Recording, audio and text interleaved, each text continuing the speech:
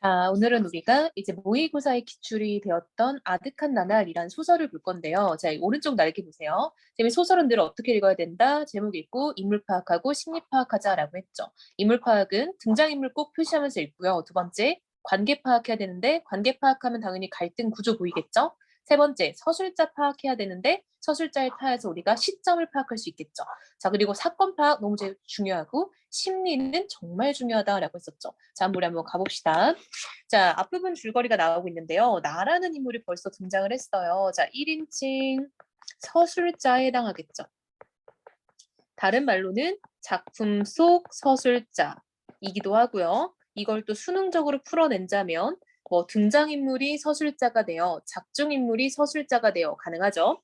방송국 기자였던 남편의 갑작스런 해직 통보를 듣고 생활에 불안감을 느낀대요. 여러분, 자, 벌써 뭐가 나왔어? 심리 나왔어요. 매사에 능동적이고 자존심이 강했던 남편은 이런 성격이었대요. 철저히 관계없는 사람처럼 두 번의 역사적인 밤 현장에 있지 못했다. 뭔가 역사적인 밤이라고 칭할 만한 어떤 사건이 있나 봐요, 이 작품에서. 그렇죠? 자, 그 두 번의 돌연한 역사적인 밤을 겪고 난 다음 그는 자신의 직업에 대한 어떤 모멸감을 느꼈다라고 나와 있죠.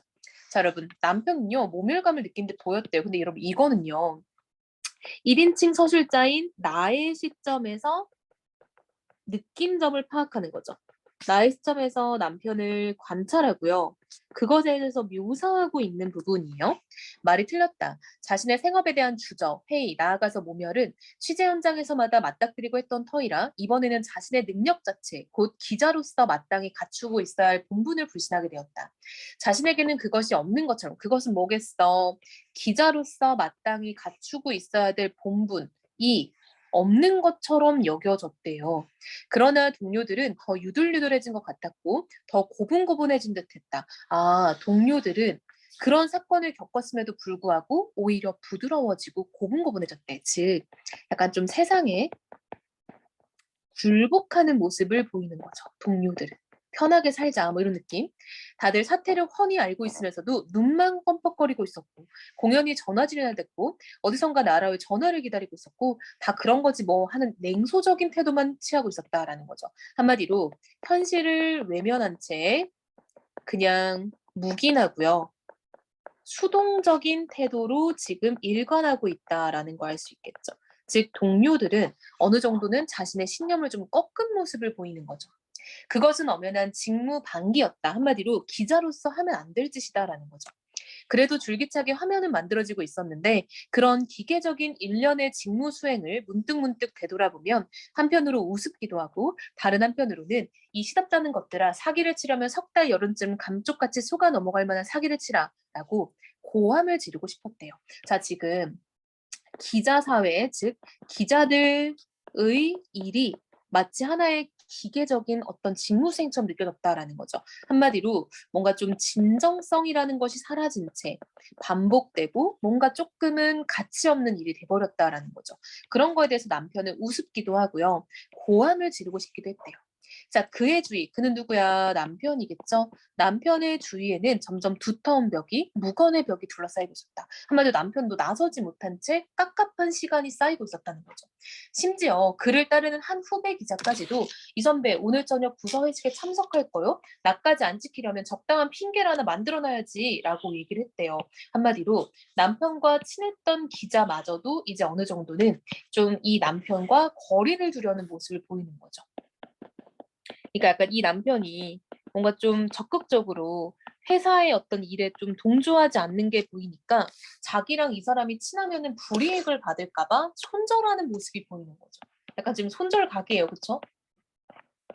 그는 자신의 생업에는 패배감을, 직장 안에서의 위상에는 무력감을 느꼈다. 괴물의 화면을 만드는 괴물의 집단이었다라고 기자 사회에 대해서 생각을 했대요. 기자 사회에 대한 비판적 시각이 들어가 있는 거죠. 그의 결론은 이랬다. 먹물들은 위기가 닥치면 다 비겁해진다. 먹물이 이제 기자들을 비유하는 말이겠죠. 기자들이 약간 좀 좀 탁해지는 모습을 먹물이라 표현했나 봐요. 그리고 처자식 걱정부터 한다. 그쵸? 이게 이제 뭐 생활의 걱정이죠. 어쨌든 뭐 좀 속세적인, 세속적인 고민에 해당하겠죠. 도대체 이놈의 동네에서는 기자로서의 사명감이 없어진 지 오래다. 사명감을 언제부터인가 원천적으로 봉쇄 내지는 마비시켰기 때문에 그런 직업관이 있어야 하는 건지 있기나 했는지조차 모르고 있다. 따라서 다들 기계고 로봇일 뿐이다. 누가요? 기자들이요. 그렇죠? 기자들을 지금 비유하는 말이죠. 과격하게 말하면 모든 먹물들은 자 기자죠. 태업할 권리조차 있는지 어떤지도 모르는 까막입니다. 그럼 태업이라는 건 이렇게 좀 일을 나태하게 한다, 게으르게 한다 이런 말이에요. 그것도 총 앞에서만 와들와들 떠는 과민성 체질의 까막입니다. 그러니 이미 먹물도 뭣도 아니다라고 해서 지금 기자들에 대한 어떤 비판의 시각을 보이고 있는 거죠. 근데 여러분 잘 봐. 오해하면 안 되는 게요. 남편의 관점이에요. 남편의 관점. 근데 그 남편의 관점을 관찰한 아내의 시점에서 쓰는 거야. 복잡하죠? 그는 자신의 입지가 점점 비좁아지고 있음을 매일같이 느끼고 있었다. 그는 될 대로 되라는 식으로 자신을 아무렇게나 내던져버렸다. 체념해버린 거죠. 이상하게도 생활의 불안감 따위는 까마득히 사라졌다. 나는 아내죠, 여러분? 그의 실직을 남편이죠. 누구에게도 알리지 않을 작정이었다. 이웃 사람들, 예컨대 아래채 새빵 가족, 구멍가게 주인, 쌀가게 주인, 연탄가게 주인 등에게 말을 하지 않으면 될 것이었고 일가 친척, 그와 나의 친구들에게는 내가 먼저 전화를 걸지 않으면 될 터였다. 그쪽에서 전화를 걸어오더라도 그의 근황을 얼버무릴 심산이었다. 말 안 한다는 거죠. 실없이 복직에 기대를 걸고 있었기 때문은 아니었대. 이런 별표. 다시 복직할까 봐라는 건 아니에요. 그 실직 소식에 껴묻어올 건성의 걱정을 드러내기가 보역일 듯 싶어. 이런 건설의 걱정은 뭐야? 진짜 걱정이 아닌 거죠. 그냥 가볍게 야 어떻게 네 남편 실직했어? 막 이런 거 듣기 싫다는 거죠. 그 걱정은 결국 나를 초라하게 만들 것이었다. 아, 아내는요. 그런 이야기 끝에 자신의 초라함이 싫은 거죠. 도와주지도 않을 동정을 하라 말라 할 수는 없겠지만 그런 동정은 받기가 싫었대요. 나는 우리가 이제 지나온 날을 더듬어 보면 지나온 날을 더듬는다 되게 성찰적인 모습을 보이는 거죠. 그리고 약간 좀 예전에 떠올리는 회고적인 모습을 보이는 거죠. 앞으로 살 날을 헤아려보는 어떤 관조기에 들었다고 생각을 했다.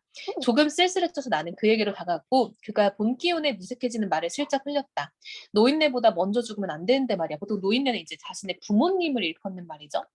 뭔 중병 걸린 사람 같은 소리를 하고 있네. 싱싱한 사람이 안 죽어요. 죽긴 누가 죽어요? 라고 아내와 남편이 대화를 나누고 있죠.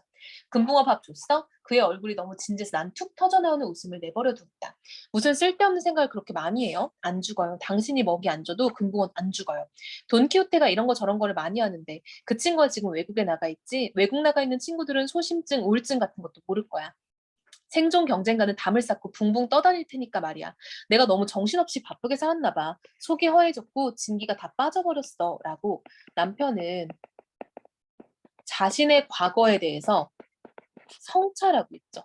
내가 이런 식으로 살아왔나 봐. 라는 거죠.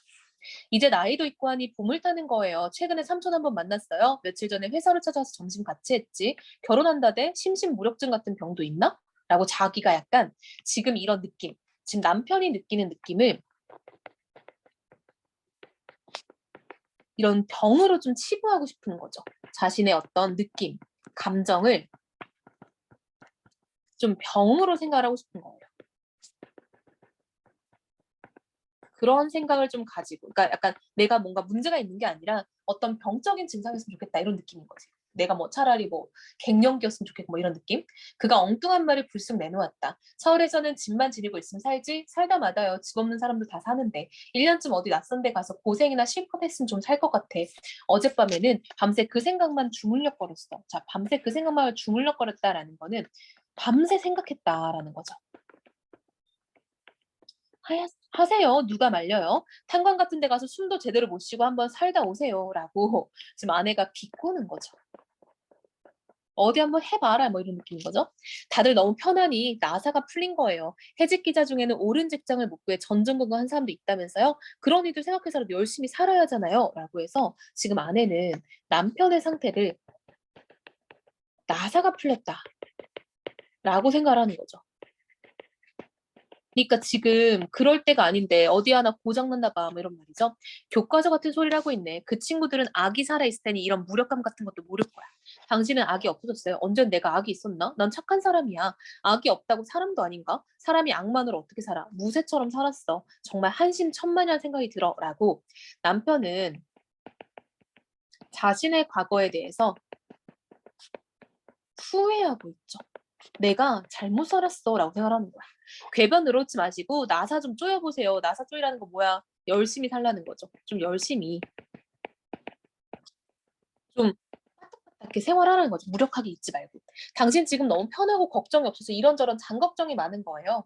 내가 편하다고 웃기고 있네. 돈 번다고 남의 돈 벌어준다고 쓸개까지 빼놓고 별지랄 다 떠는데도 나처럼 눈알 똑바로 박힌 놈이 5만 있어 당장 내 사업 버리겠다.